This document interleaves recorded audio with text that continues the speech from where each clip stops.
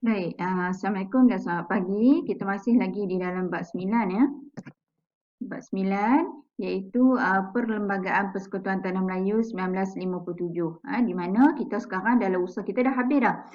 Pilihan raya kita dah ada parti yang menang, kita dah ada parti yang membentuk kerajaan di negara kita, dah ada ketua menteri dan sebagainya. So kita kena ada satu perlembagaan ataupun kita kata undang-undang negara lah yang akan dirujuk oleh pemimpin, oleh rakyat dan sebagainya. Setelah kita mencapai status negara merdeka. Okay. So dalam 9.1 kita dah tengok tentang usaha-usaha rundingan kemerdekaan. Okey. So antara usaha-usaha yang dilakukan oleh Raja-Raja Melayu dan juga Tunku Abdul Rahman ialah mengadakan rombongan bergerak ke London bertemu dengan kerajaan Britain di sana, berbincang tentang status untuk mencapai sebuah negara yang merdeka ataupun negara yang berkerajaan sendiri. Okey, yang mana kita dah tengok di dalam perundingan tersebut, di dalam rundingan tersebut tengok balik. Okey, antara perkara-perkara yang dirundingkan dan disepakati di London antara British dan juga perwakilan Tanah Melayu. Okey, so apa yang pihak British minta, apa yang perwakilan daripada Tanah Melayu minta.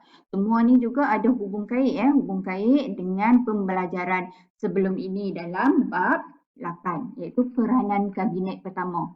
Okey. Baik, seterusnya kita nak tengok hari ini dalam 9.2. Okey, peranan Suruhanjaya Perlembagaan Persekutuan Tanah Melayu. Yang mana kita nak bentuk sebuah perlembagaan persekutuan. Maksudnya nak bentuk sebuah undang-undang untuk negara kita ni bukan satu benda yang mudah. Jadi dia memerlukan kepakaran-kepakaran daripada pihak-pihak tertentu. Jadi dibentuk satu Suruhanjaya, ahli-ahli yang pakar untuk membina Perlembagaan Persekutuan Tanah Melayu. Okey, baik. So kita boleh tengok kamu rujuk muka teks muka surat 220. Okey, dekat sini adalah kronologi di dalam bab 9.2 apa yang kita akan belajar. 8 Mac 1956 Kerajaan British mengumumkan pembentukan Suruhanjaya Perlembagaan Persekutuan Tanah Melayu ataupun kita panggil juga Suruhanjaya Red. Sebab apa panggil Red? Sebab pengerusi dia dipengerusikan oleh Lord Red. Okey. Kemudian kita akan tengok pada Jun 1956, Suruhanjaya ini memulakan tugasnya. Jun 1956, Suruhanjaya ini memulakan tugasnya dengan mengambil kira daripada semua pihak. Walaupun mereka sudah pakar dalam bidang undang-undang dan mereka ini antara ahli-ahli yang pakar dalam bidang-bidang perundangan daripada negara-negara Commonwealth. Walaupun mereka pakar, mereka kena sesuaikan perundangan yang akan dibentuk itu dengan persekitaran, maksudnya dengan Tanah Melayu, kena sesuaikan dengan keadaan penduduk di Tanah Melayu. Jadi dalam melaksanakan tugas mereka mengambil kira daripada mengambil kira aspek daripada semua pihak. Maksudnya dia ada sifat terbuka lah, bukannya okey hang kena buat macam ni, bukan. Dia ambil aspek, dia ambil kira daripada pelbagai pihak. Tak kiralah raja kan nak bagi pandangan ahli politik, nak bagi pandangan rakyat umum, orang persendirian semua nak bagi pandangan, tak kisah. Okey. Kemudian antara tugas Suruhanjaya, ingat DSR, membincangkan, menyusun dan merangka Perlembagaan Persekutuan Tanah Melayu yang merdeka. Ingat DSR. Okey. So, kita nak tengok yang lebih terperinci tentang Suruhanjaya Perlembagaan Persekutuan Tanah Melayu. Next. Baik, so sekarang ni kita nak tengok peranan Suruhanjaya Perlembagaan Persekutuan Tanah Melayu yang mana selepas persetujuan di London, bulan 2 tu kan berlaku persetujuan di London antara pihak British dan juga wakil Melayu. So, 8 Mac 1956 setelah mendapat persetujuan daripada Raja-Raja Melayu, Kerajaan British mengumumkan supaya wujudnya pembentukan Suruhanjaya Perlembagaan Persekutuan Tanah Melayu ataupun dipanggil Suruhanjaya Red. Yang mana Suruhanjaya ini akan memulakan tugasnya pada akhir bulan Jun 1956. Okey. Antara tugas Suruhanjaya ini termasuklah membincangkan, menyusun dan merangka. Yang tadi kita cakap BSR, bincang, susun, rangka. Ya, apa dia? Bincang, susun, rangka Perlembagaan Persekutuan Tanah Melayu yang Merdeka. Jadi sekarang kita nak tengok terma rujukan Suruhanjaya Perlembagaan Persekutuan Tanah Melayu. Apa maksudnya? Apa skop? Ya? Apa skop yang akan dimasukkan sebagai kandungan perlembagaan di negara kita. Dia walaupun mereka ni pakar ya dalam bidang mereka, tapi dia kena kira kesesuaian dengan penduduk di negara kita dan kaedah pelaksanaan pentadbiran di negara kita. Jadi antara terma rujukan dia kena adalah skop-skop yang dia akan kaji di situ, yang akan dibincangkan, yang akan disusun, yang akan dirangka. Okey? Baik, yang pertama kita tengok. Okey, yang pertama di sini ya. Yang pertama, memeriksa aturan perlembagaan yang wujud di seluruh tanah Melayu, mengambil kira kedudukan dan martabat Ratu England dan juga Raja-Raja Melayu. Okey, yang pertama dia kata memeriksa aturan perlembagaan yang wujud di seluruh tanah Melayu. Sebab apa? Setiap negeri, terutamanya di negeri-negeri Melayu tidak bersekutu. Negeri-negeri Melayu lah. Yang mana ada raja, ada sultan, kebanyakan mereka ada undang-undang negeri masing-masing. Undang-undang tubuh kerajaan Terengganu, undang-undang kerajaan Johor dan sebagainya. Jadi dia kena periksa, dia kena tengok dulu macam mana undang-undang di setiap negeri tersebut. Kemudian mengambil kira kedudukan dan martabat Ratu England. Kenapa nak ambil kira martabat Ratu England? Sebab Tanah Melayu merupakan salah satu negara Commonwealth, negara yang pernah dijajah oleh British, negara yang pernah ditakbir oleh British. Jadi sebagai satu penghormatan, dia kena kira juga kedudukan dan martabat Ratu England dan juga kedudukan dan martabat Raja-Raja Melayu sebagai ketua pemerintah di Tanah Melayu. Okay? Itu perkara pertama yang dilihat, rujukan, dirujuk. Okay. Yang kedua, apa peranan Suruhanjaya ini ataupun skop yang akan dipantau adalah memberikan cadangan terhadap perlembagaan persekutuan sebagai satu unit tunggal, okey, sebagai satu unit tunggal bebas dan berkerajaan sendiri dalam lingkungan Commonwealth. Kita nak bincang kat sini dulu. Memberikan cadangan perlembagaan persekutuan. Maksudnya, dia bagi cadangan undang-undang negara kita ini sebagai satu unit tunggal dan bebas. Maksudnya, undang-undang kita ni, undang-undang negara kita ni bukannya dia ada kepentingan satu pihak saja. Bukan undang-undang ni ada kebaikan untuk raja saja. Bukan undang-undang ini ada kepentingan untuk orang Melayu saja. Bukan. Ia merupakan satu perlembagaan persekutuan sebagai unit tunggal, universal dan bebas. Dia tidak terikat dengan kepentingan orang tertentu dan juga satu perlembagaan yang berkerajaan sendiri. Maksudnya undang-undang negara kita ini bukanlah akan mengikut acuan negara orang lain ke, bukan. Berkerajaan sendiri dalam lingkungan Commonwealth. Maksudnya antara negara Commonwealth yang merdeka lah. Berdasarkan demokrasi berparlimen. Tadi kita dah bincang dekat sini, perlembagaan persekutuan sebagai unit tunggal, bebas dan berkerajaan sendiri. Sekarang kita nak tengok, dia kata berdasarkan demokrasi berparlimen dengan dua dewan perundangan. Apa maksud demokrasi berparlimen?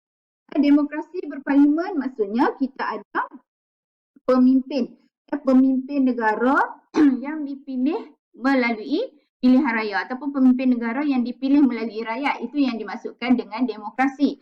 Berparlimen maksudnya pemimpin-pemimpin ini apa-apa hal sekalipun mereka akan bincang semua perkara melalui parlimen, ya, demokrasi berparlimen dengan dua dewan perundangan.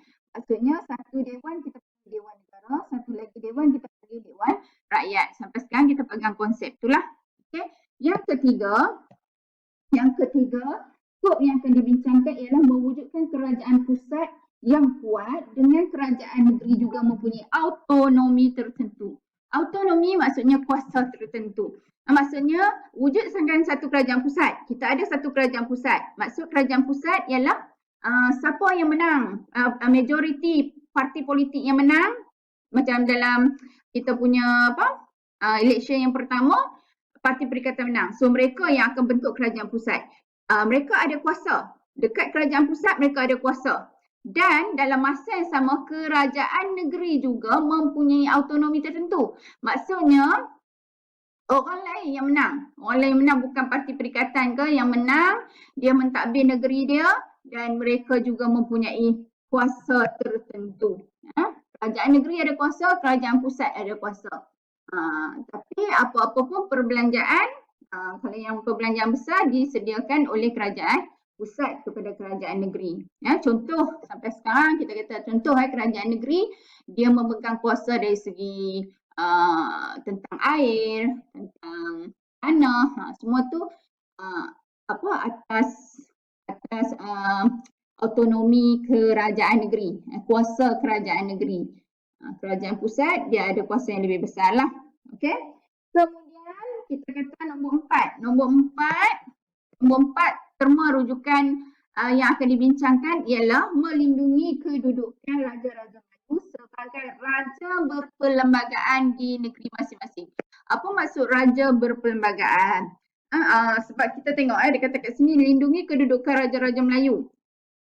British dia takbir negara kita, tanah Melayu dia bahagi kepada 3 bentuk pentadbiran. Negeri-negeri Selat, negeri-negeri Melayu bersekutu dan tidak bersekutu. Negeri-negeri Melayu bersekutu dan tidak bersekutu ada sultan, ada raja-raja.